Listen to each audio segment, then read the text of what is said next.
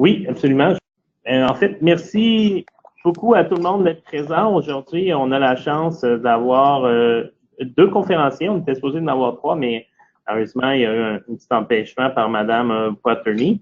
On a la chance d'avoir Marie-Ève Boutillier ainsi que Mathieu Moreau qui vont nous présenter en fait les enjeux éthiques de l'administration d'une aide médicale à mourir à un prisonnier. Voilà, vous pouvez y aller. Je vous laisse la parole.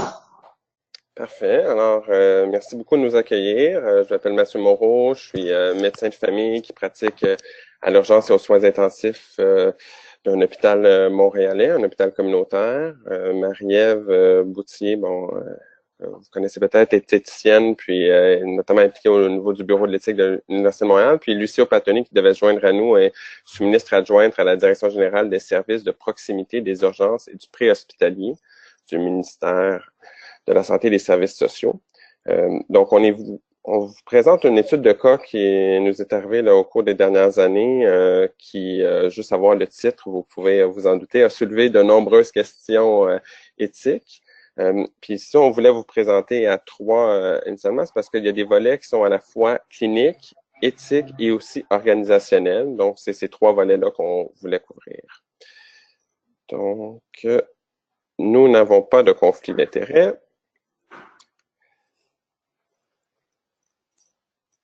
Je vais vous parler un petit peu du cas. Donc, nous avons rencontré un homme de 60 ans qui purgeait une peine de prison à vie. Il était connu pour du diabète, de l'hypertension, de la dyslipidémie, puis aussi une sténose urétrale plutôt. Il y a quelques années, il y a eu des abcès récurrents. Puis suite à ces abcès-là, on a découvert qu'il y avait un cancer hématologique. À ce moment-là, il y a eu des discussions avec un hémato-oncologue, puis il a refusé la chimiothérapie puis la greffe de moelle osseuse après quelques mois de réflexion. 2 ans plus tard, il y a eu besoin d'une splénectomie, comme on voit souvent dans les cancers hématologiques, mais malheureusement, cette splénectomie-là, c'est compliqué d'un choc hémorragique qui a nécessité un séjour aux soins intensifs ainsi qu'un protocole de transfusion massive, donc une des pires complications d'un choc hémorragique généralement. Il a récupéré de ça, mais il a besoin de transfusions fréquentes par la suite, jusqu'à ce temps qu'il développe une réaction transfusionnelle. Puis là, ils en ont reparlé avec l'hématologue et ils ont conclu que effectivement, ça serait probablement mieux d'arrêter les transfusions. À ce moment-là, l'hématologue concluait qu'il y avait probablement un pronostic de quelques mois. Il y avait aussi, là, au cours de toute cette période-là, qui s'échelonne sur quelques années, des douleurs généralisées qui nécessitaient des doses croissantes d'opiacés. Puis malheureusement, ces opiacés-là le rendaient de plus en plus somnolent. Puis, il y avait des édèmes qui étaient réfractaires là, aux diurétiques. Donc, avant de plonger un peu plus en profondeur dans les défis plus particuliers de ce cas-là, je pense qu'il faut quand même parler de l'aide médicale à mourir de façon un petit peu plus globale. C'est quand même un nouveau défi au Québec, même si ça fait déjà quelques années, et au Canada, un petit peu plus récemment. Ça soulève plusieurs questions. On le sait tous, la loi québécoise est arrivée avant celle du fédéral. Elle partage certaines similitudes, mais évidemment, il y a aussi quelques différences dans la pratique. Je n'entrerai pas dans chacun des critères de la loi. En vous parlant du cas, on va pouvoir en évoquer quelques-uns, dont la souffrance et le consentement. Donc, je n'élaborerai pas beaucoup plus là sur ces aspects-là. Maintenant, vous savez, le système carcéral, ils sont différents. Le système, un citoyen qui reçoit une peine de moins de 2 ans est détenu dans une prison provinciale et les prisonniers de prison provinciale sont couverts par le régime de soins provincial. Donc, ils sont couverts par la province de Québec. Par contre, un citoyen qui est condamné à plus de 2 ans de pénitencier va être détenu dans une prison fédérale et il va être couvert au niveau de ses soins par les soins de santé fédéraux. Donc, il est réputé avoir quitté le Québec, autrement dit. Et donc, c'est un autre système qui prend en charge, même s'il est sur le territoire québécois, c'est le système fédéral qui prend en charge la couverture des soins de santé. Et c'est important de le mentionner dans ce cas-ci parce que c'était, bien que le prisonnier était sur le territoire québécois, il était réputé avoir quitté le Québec, étant donné sa peine de plus de 2 ans de pénitencier.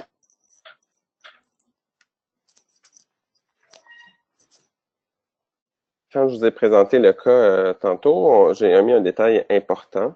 Le patient n'a pas demandé l'AMM tout de suite. Au début, il se recevait des soins palliatifs au pénitencier depuis déjà quelques temps.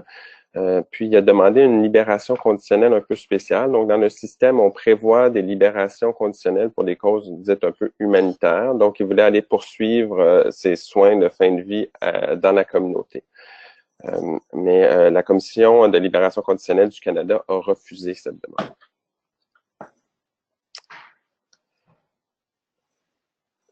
C'est à la suite de ce refus-là que le patient a demandé l'AMM. La requête a été signée au pénitencier, puis ensuite, on a été impliqué. Vous comprenez que moi, je suis pas un médecin qui pratique en pénitencier. Et donc, c'est par la suite là, qu'on a été impliqué. Donc, toute la première partie s'est passée avant qu'on connaisse le patient. Mais dans ce cas-ci, les enjeux étaient naturellement plus importants. Puis, comme dans la plupart des cas d'AMM qu'on a vus au tout début, souvent, il y a les enjeux, il fallait rattraper. Hein. Il y a plusieurs enjeux qui étaient déjà soulevés puis qu'il fallait s'atteler rapidement à la tâche. Dans ce cas-ci, par contre, les enjeux étaient notamment beaucoup plus grands. Ben, tout d'abord, les premiers enjeux ont été de nature organisationnelle. Hein. On travaille dans un hôpital, on travaille dans un système de santé et nos interlocuteurs étaient les gens des services correctionnels. Alors, je peux dire qu'on était dans des paradigmes un tout petit peu différents. Notamment, en exemple, nous, on l'appelait le patient et les gens avec qui on discutait au service correctionnel pouvaient l'appeler le détenu ou le délinquant. Alors déjà, on voyait un peu le choc des cultures. Néanmoins, rapidement, il a fallu s'entendre sur la manière dont on donnerait suite à la demande d'AMM de ce patient-là, étant donné qu'il était incarcéré et que les services correctionnels avaient des politiques relatives à l'AMM, comme par exemple un médecin, un détenu doit recevoir l'AMM par un médecin du pénitencier, mais l'AMM ne pouvait pas avoir lieu dans l'enceinte de la prison. Alors, l'AMM devait se dérouler à l'intérieur d'un établissement du système de santé, dont un hôpital, par exemple. Alors, ça amenait quelques complications. Heureusement, le médecin qui a procédé à l'aide médicale à mourir avait une affiliation et au centre hospitalier et à la prison. Donc, ceci a été facilité. Autre défi de nature organisationnelle, comme je vous disais, le patient était dans une prison avec une peine plus grande que 2 ans, donc était couvert par le système fédéral et il n'avait pas de carte d'assurance maladie. Et la loi québécoise, un des critères, je me demande si c'est pas le premier ou le deuxième critère, là, c'est d'être couvert par l'assurance maladie, donc d'avoir une carte d'assurance maladie valide. Alors déjà, pour sa demande d'AMM, il ne répondait pas à ce critère de nature administrative. Donc, il a fallu, pour pouvoir contourner cet obstacle-là, lui demander une couverture temporaire par la RAMQ, sinon le patient n'aurait pas été éligible selon les critères de notre loi québécoise. Autre chose, on a dû aussi clarifier le fait que bien qu'il était couvert par le système de santé fédéral, le patient étant sur le territoire québécois, c'est la loi québécoise qui s'appliquait et donc on devait appliquer les critères du Québec. Alors, ça a été des choses qu'on a dû clarifier là, dès le départ. Ensuite, parmi les autres défis, c'est que le cas impliquait des soins à la fois à l'intérieur et à l'extérieur des murs de la prison. Donc, il recevait déjà des soins palliatifs à l'intérieur de la prison. On devait s'assurer d'une certaine continuité de soins. Puis au départ, on n'a pas eu beaucoup d'accès à l'équipe traitante qui offrait les soins palliatifs à l'intérieur de la prison. Donc, on s'est toujours adressé à l'équipe traitante via un intermédiaire. Donc, pour la continuité des soins, ça a été un défi, je pourrais vous dire. Autre aspect, notre façon de procéder lorsqu'on accompagne un cas, une demande d'aide médicale à mourir, on s'assure que l'équipe a toute la compétence, toute la formation pour procéder aux évaluations. On s'assure de soutenir avant, pendant et après l'administration de ce soin. Donc, on prend soin vraiment des gens qui participent, les familles, tout au long du processus. Et la question était comment on va faire pour préparer l'équipe qui est dans la prison, comment on va faire pour les débriefer ensuite, parce que c'est eux qui ont accompagné le patient tout au long de ce processus-là. Alors, on se demandait comment on aurait accès à eux. Il y avait aussi des gens avec lesquels on est peu habitué de travailler, comme par exemple des agents correctionnels qui étaient pour accompagner les patients. Est-ce qu'on devrait les débriefer, par exemple, ces agents correctionnels qui seraient présents lors de l'administration de l'aide médicale à mourir?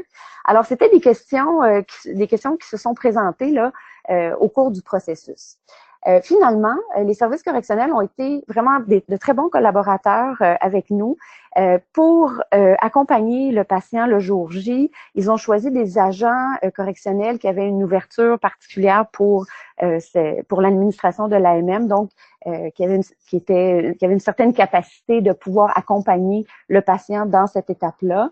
Et ils ont été débriefés à l'hôpital suite à l'administration du soin. Alors, et le débriefing s'est fait en deux groupes. Donc, les intervenants qui étaient présents, donc les agents correctionnels. Il y avait aussi d'autres intervenants que le patient a connus à la prison qui ont décidé de venir le jour de l'administration.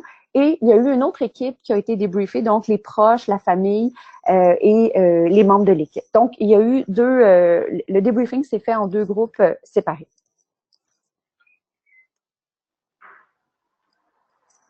Mais comme vous vous en doutez, là, les vrais défis étaient de nature plus éthique. Le premier puis le plus évident, c'est naturellement le risque d'amalgame qui pourrait y avoir entre l'AMM et l'exécution de prisonniers. Je rappelle que la dernière exécution de prisonniers au Canada a lieu il y a déjà fort longtemps, en 1962. Puis c'est clair là, qu'on ne veut plus donner la moindre illusion qu'on va revenir en arrière à cette époque-là. Donc, les services correctionnels du Canada, suite à l'adoption de la loi fédérale, ont développé des politiques, comme Maria vous l'a dit. Puis, la politique précise qu'il ne faut pas on peut pas offrir l'AMM à l'intérieur des murs de la prison. C'est aussi, la prison est un endroit un peu plus opaque. On a l'impression dans la société, il fallait vraiment s'assurer de la transparence et de transférer le patient pour qu'il y ait des gens qui viennent de la communauté qui puissent évaluer le patient et que tout se passe pas à l'interne. Puis, je dirais que même le patient a perçu ce risque de pente glissante-là de manière assez évidente parce que la veille de son AMM, il y a eu une fête à la prison pour souligner son départ et il a demandé de manger du poulet frit Kentucky, ce qui lui a été accordé, mais il a vraiment insisté pour dire qu'il voulait pas que ce soit perçu comme le dernier repas du prisonnier, ou du condamné plutôt.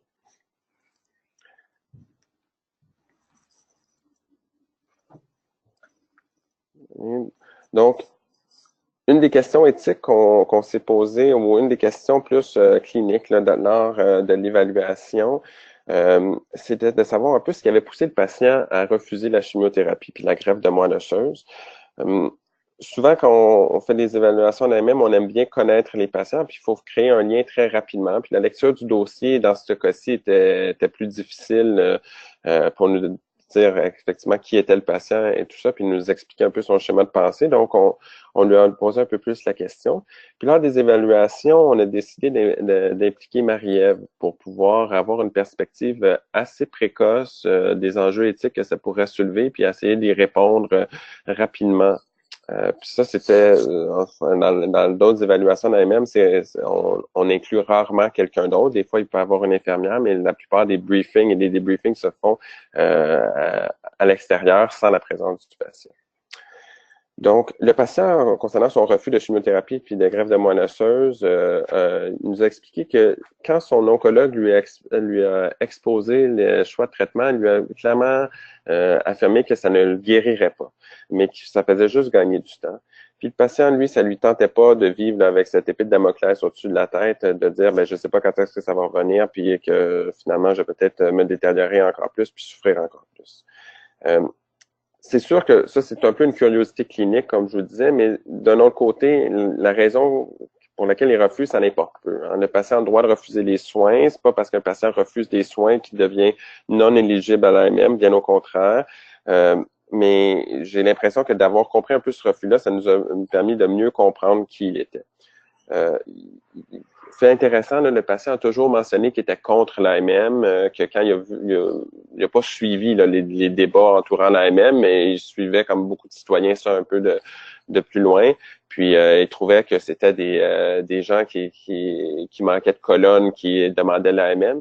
Mais c'est une fois qu'il a été pris avec la souffrance, qu'il a vraiment compris qu'est-ce que ça pouvait lui apporter pour lui, puis c'est là qu'il a fait sa demande.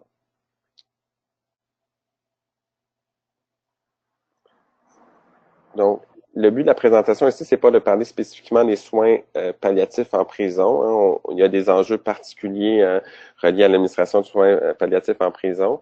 Puis moi, je dois avouer là, que je connaissais pas du tout qu'est-ce qui était offert au pénitencier. Puis une des choses qu'on voulait s'assurer, c'est que le patient demandait pas l'AMM parce qu'il avait reçu des soins palliatifs de mauvaise qualité.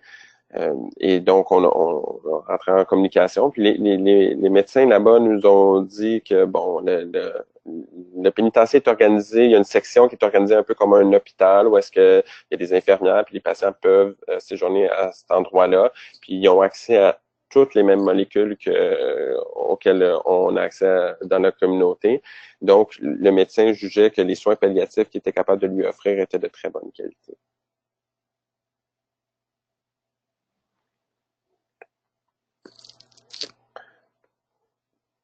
Est-ce que l'AMM pour le patient était un moyen de sortir de la prison?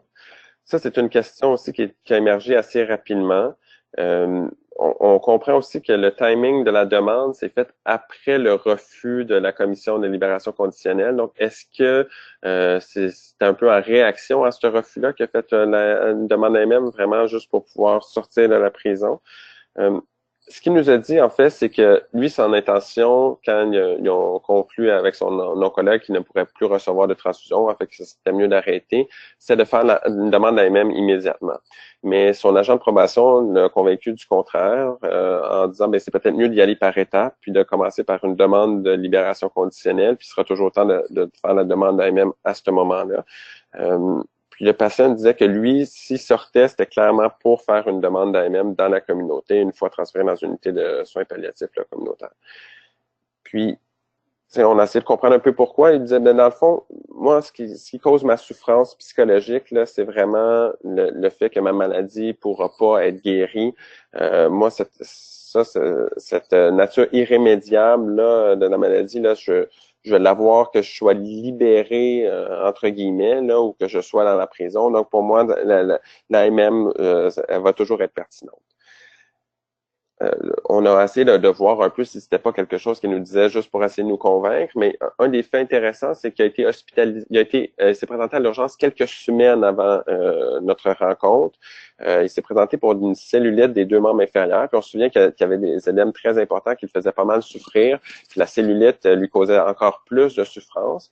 Puis le patient a signé un refus de traitement, comme quoi il voulait pas être hospitalisé, donc rester dans la communauté. Il préférait retourner au pénitencier puis poursuivre ses soins là-bas.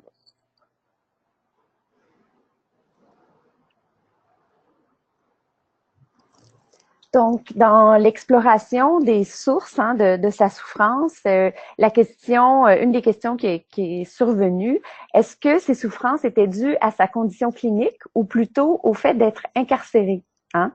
Donc, la loi québécoise ne spécifie pas explicitement la nécessité d'un lien entre la souffrance et la condition clinique, mais la loi fédérale, par contre, le fait.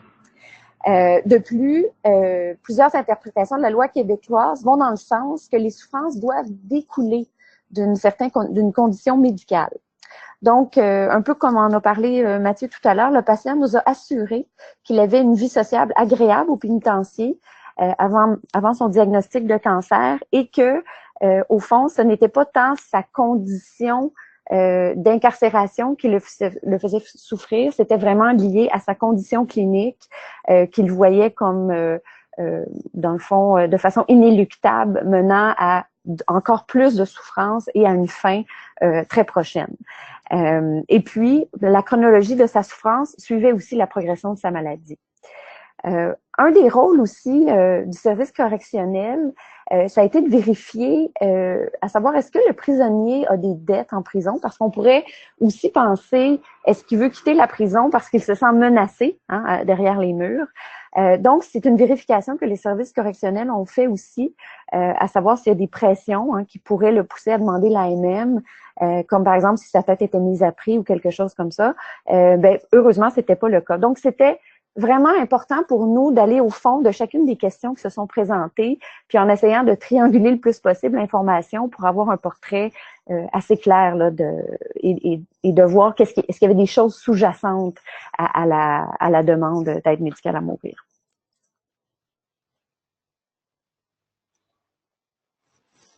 Ensuite, l'autre question, évidemment, qui est survenue, est-ce que l'aide médicale à mourir, c'était pas pour lui le seul moyen de ne pas mourir seul? Parce qu'évidemment, en prison, la possibilité était bien là, parce que mourir d'une mort naturelle, on n'a pas l'heure ni la date où ça arrive. Puis c'était difficile pour sa famille de le visiter puis d'être présent dans les derniers moments, même si dans les derniers moments, les détenus peuvent recevoir plus de visites, ils ont des heures extensionnées. Il nous a mentionné à plusieurs reprises que c'était en fait une de ses motivations. Il voulait être sa famille dans ses derniers moments et au fond, de pouvoir planifier le moment de sa mort permettait de faciliter la possibilité de passer ces derniers moments-là auprès des gens avec qui il souhaitait le faire. Alors, donc, ça enlevait en quelque sorte un certain fardeau pour lui, de cette crainte de mourir seul sans avoir le temps de pouvoir être avec les gens qu'il aimait.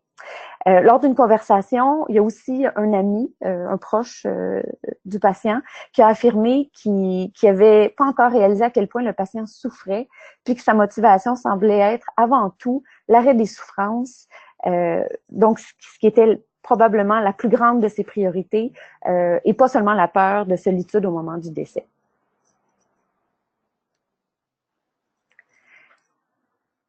Une question, évidemment, qui est survenue une fois qu'on a avancé dans le processus, on a dit, il n'a pas obtenu sa libération conditionnelle. Une des raisons, c'est qu'il représentait, soi-disant, encore un danger pour la population.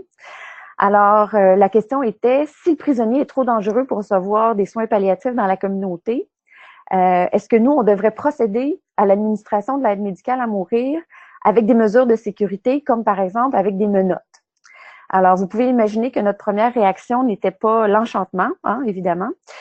Aussi, est-ce que les agents correctionnels devraient être au chevet et présents pour assurer une surveillance jusque dans les derniers moments? Est-ce que le soin devrait être donné dans une cellule au sein de l'hôpital? Parce qu'il existe dans les hôpitaux des cellules spécifiquement avec des antichambres pour pouvoir assurer une certaine sécurité lorsque des soins sont offerts à des détenus. Donc, je ne sais pas, Mathieu, si tu veux poursuivre aussi dans ce sens-là, au cours des évaluations, ce qui s'est passé. Désolé, le micro, oui, j'étais loin. Donc oui, effectivement. Donc, je vais vous raconter un peu quelque chose qui s'est passé. On a tous des patients qui sont marquants puis il y a quelque chose qui va nous marquer. On va se souvenir de quelque chose. C'est sûr que c'est pas juste cette anecdote-là que je me souviens du patient, loin de là. Mais il y a quelque chose qui m'a profondément marqué. En fait, lors d'une des évaluations, c'était présenté à l'hôpital dans une clinique externe, accompagné de 2 agents correctionnels. Menottés, comme la plupart des prisonniers le sont quand on les rencontre, mais à cause de l'édème qu'il y avait de manière très, très importante, puis le fait qu'il soit assis aussi longtemps pendant l'évaluation, il a demandé qu'on retire ces menottes là, parce que ça lui causait énormément d'inconfort. Puis la technique pour retirer des menottes est particulièrement donc pour l'œil moins averti que nous avions là, est particulière. Là. Il faut que les patients se mettent à genoux sur une chaise pour qu'ils soient face à un mur et qu'on puisse retirer les menottes à ce moment-là.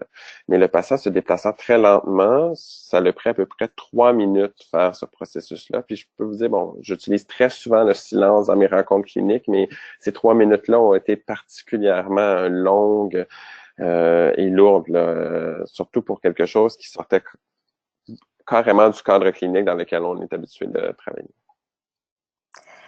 Puis, en fait, à force d'avancer dans le processus, de connaître mieux le patient, d'avoir eu la chance d'avoir des conversations avec lui et aussi avec les gens des services correctionnels qui nous ont assuré, dans le fond, que le soin pourrait être administré de façon très sécuritaire. Le choix aussi, comme je vous ai dit un peu plus tôt, des agents correctionnels avec je dirais, avec un regard particulier sur la situation, ça nous a permis de pouvoir offrir le soin sans menottes dans une chambre d'hôpital privée régulière, entourée des personnes qui l'avaient choisi. Donc, le dénouement a été finalement heureux, mais la question demeure, si ça se représente et que le patient a des comportements agressifs, violents, je me demande si ça pourrait pas même remettre en question l'administration de l'AMM parce que ça devient un peu un paradoxe. C'est un soin qu'on veut offrir dans la dignité, puis s'il faut qu'il y ait des mesures de sécurité spéciales,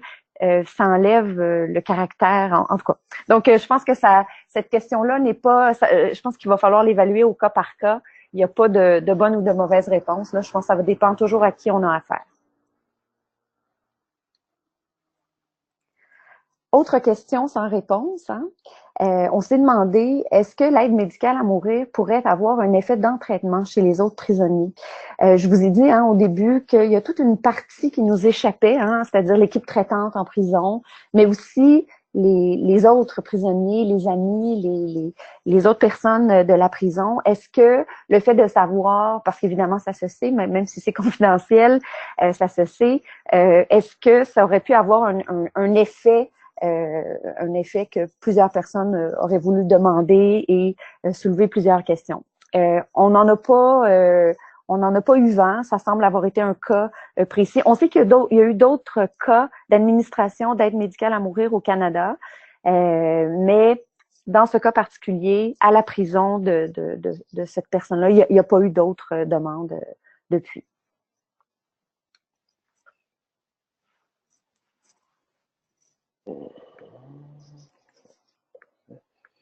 Donc, finalement, le patient a reçu des soins là, quelques semaines après le début de ses démarches d'AMM.